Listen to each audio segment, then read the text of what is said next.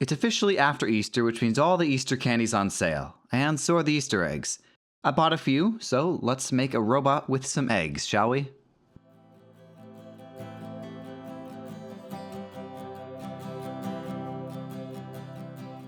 I was trying to figure out a cool shape to make using these plastic eggs, and the coolest shape I could think of was the shape of a shrimp. So that's the shape I went with. Shrimp shape. But just like real shrimp, these smooth plastic chicken fruits are a bit too slippery, and they won't take glue or paint as they currently are. I have to give them a gentle scrub down with a wire brush. And since these eggs have a severe calcium deficiency, they're a bit squishy and hard to work with. My solution, at least for this first base egg, was to fill the empty space inside with some XPS foam, and then glue the two halves together with some foam-safe superglue as to not melt the foam supports inside. The rest of the body is pretty simple. I just make sure to thoroughly sand the inside and the outside of the eggshells to make sure that the glue sticks. I also sand off the support bracket thing off of the smaller egg halves to make them stack a bit nicer. You can see the difference here. The one on the left is missing its bracket, the one on the right has its bracket. Then I just use normal superglue to glue all the pieces together into their final shrimp shape.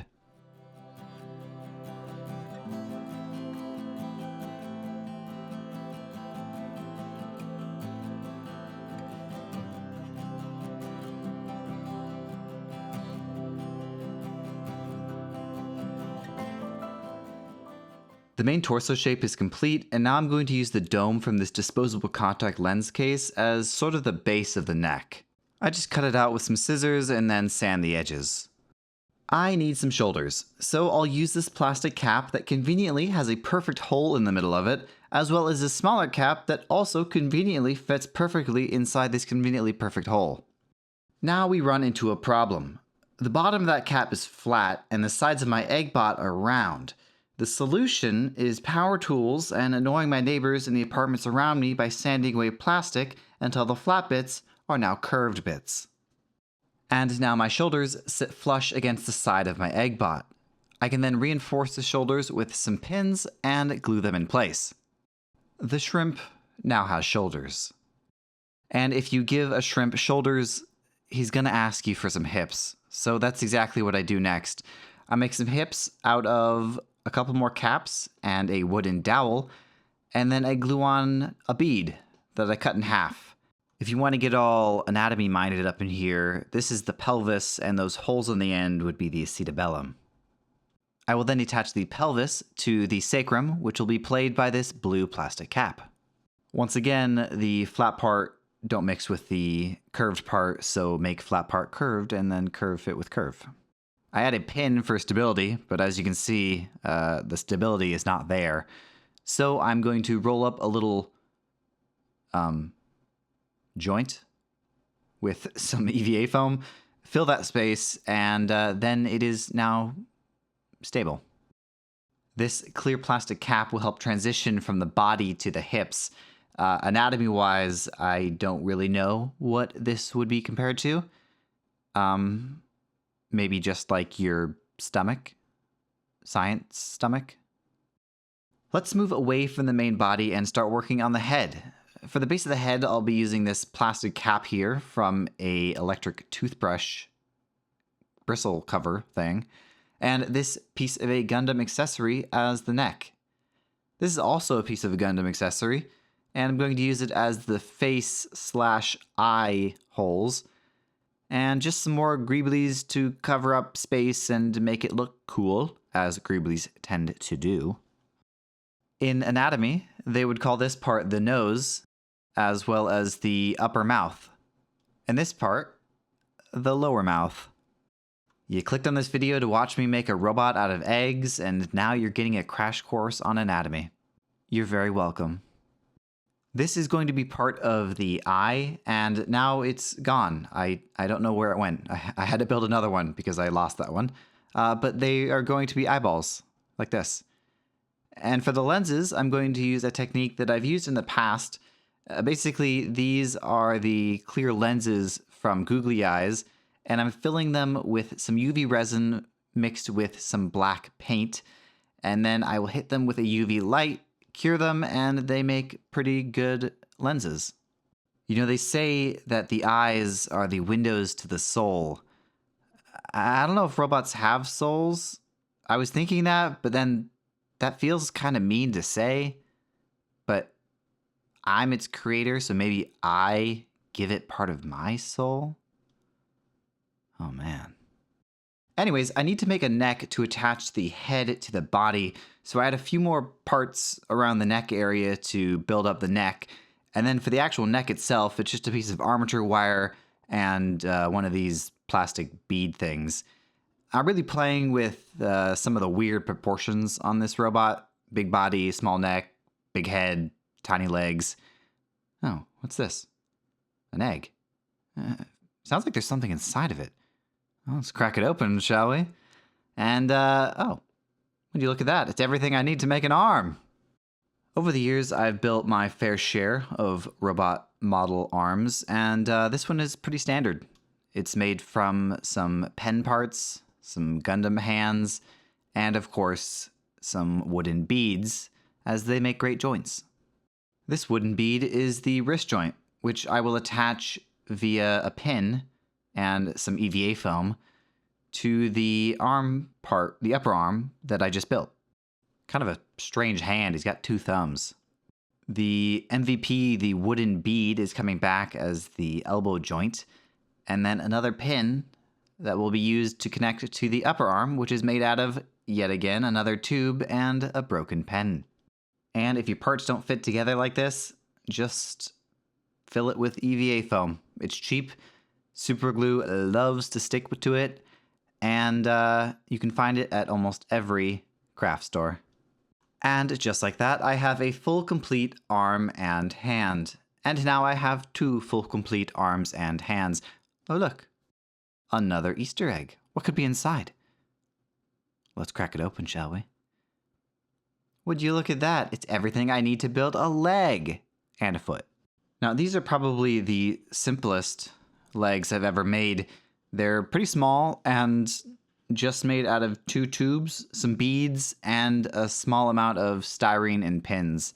And of course, EVA foam, which you don't see in the end, but it is there for moral and physical support. The shoes were very tiny, so it was hard to film, but they're made out of styrene, a half bead, and another pin, which goes all the way through the foot, as I will use that to attach to the base at the very end of the video.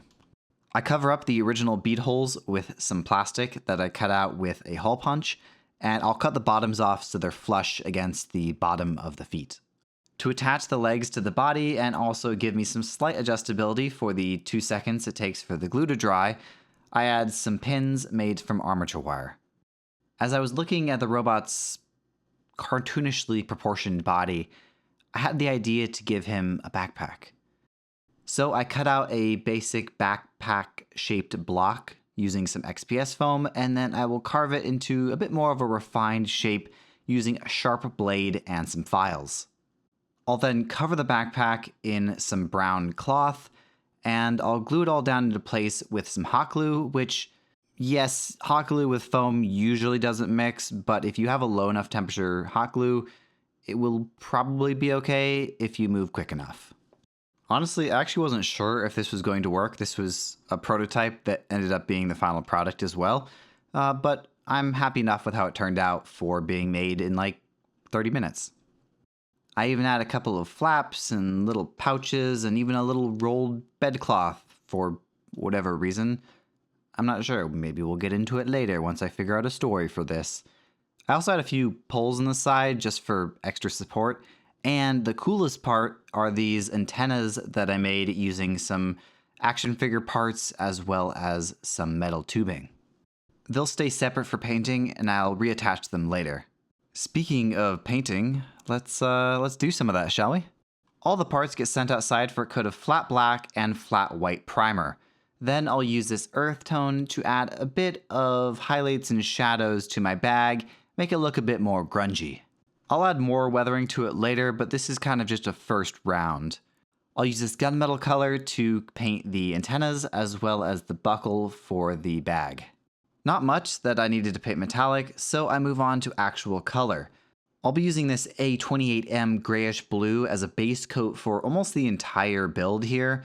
For some reason, it makes me think of a post-war America, 1950s, 60s, nuclear age. I'm not sure exactly why, but it also gives me some Fallout vibes, so maybe that's part of it as well. Either way, it's a great color to work with, and it makes the weathering show up really nice. I also use a little bit of this deep dark green to paint the eye areas. I just kind of wanted a different color for the eyes to make them pop, and this one seemed to work well with the grayish blue. For hand painting, I'll be using a light emerald color, and I'll just do some basic color blocking here on a few key points. And now that we've entered the painting process, especially the hand painting process, I think it's a great time to give a shout out to my patrons over on my Patreon. Thank you all so much for the support. I really do appreciate it. Your support means I can buy cool colored paints like this. If you're interested in joining these wonderful people, I'll have links at the end of this video in the description and on my page. If you join the core builders, you get a shout out in every video, plus some cool behind the scenes footage.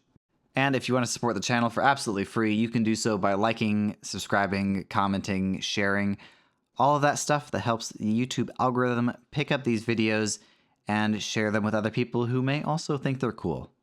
I'm painting the eyes here, and I was going for sort of a TV static blind man cataracts kind of look. And then doing a quick jump from the eyeballs to the bag, I'm doing a dry brushing with some light tan to bring out some of those highlights. Once again, I'm starting the weathering process the day before this video is supposed to come out, so I'm going to do the very quick and simple way of weathering that I do on quite a few of my projects. I'm starting with a wash here. I'm using sort of a brown wash, and I just do a light coat over everything and then let that dry. Washes like these are some of the easiest and quickest ways to add weathering, so they're often the first thing I do when it comes to weathering. And washes can be any color you want, you just change the base color of paint. Step 2 of weathering comes from these Tamiya Weathering Master Kits. They're basically powder pigments that are crushed into these tiny little pigment powder pellets. And normally I would use a sponge brush, but since I'm in a rush, I'm going to use my fingers, which is actually a great method and it speeds up the process a lot.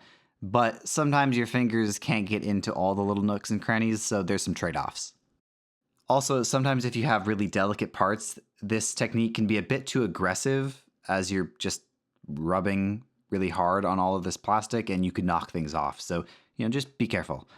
I'm also going to add a bit of a rust wash to just some of the metallic parts here. Originally, I was just going to add it to the metallics, but I had some extra in my paint palette, so I decided to just give a rust wash to everything. As I was putting this bot together, I was trying to figure out a story or a purpose for this bot, and here's what I came up with. I think this is a deployable mobile radio relay bot. They would be deployed in mountainous terrain in areas with radio interference, dropped from airplanes in these egg canisters.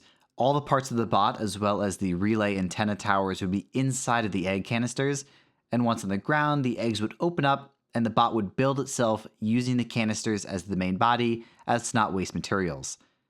It would then throw on its radio relay backpack and locate the optimal relay point to expand radio coverage during search and rescue missions, as well as natural disaster response. This particular bot lost communication with its counterparts a while back and has been trying to reconnect those communications since. Its small legs are designed to fit inside the egg canisters, and since they would normally be dropped close to the final relay points, walking long distances is not the strong suit of this bot. But that doesn't stop this one from trying, and after weeks of lumbering through the forests and up in elevation, it finally reaches a small emergency helicopter pad where it's now decided to post up until help arrives. And that's my little story for this bot, but I would love to hear what you all think of this bot. If you have a story, a name, a purpose, whatever, I would love to hear it. In the past, you guys have come up with some really, really great ideas for these bots and stories, and I always love reading them down in the comment section. And with the last few parts of this robot coming together and adding it to the base, it's pretty much done.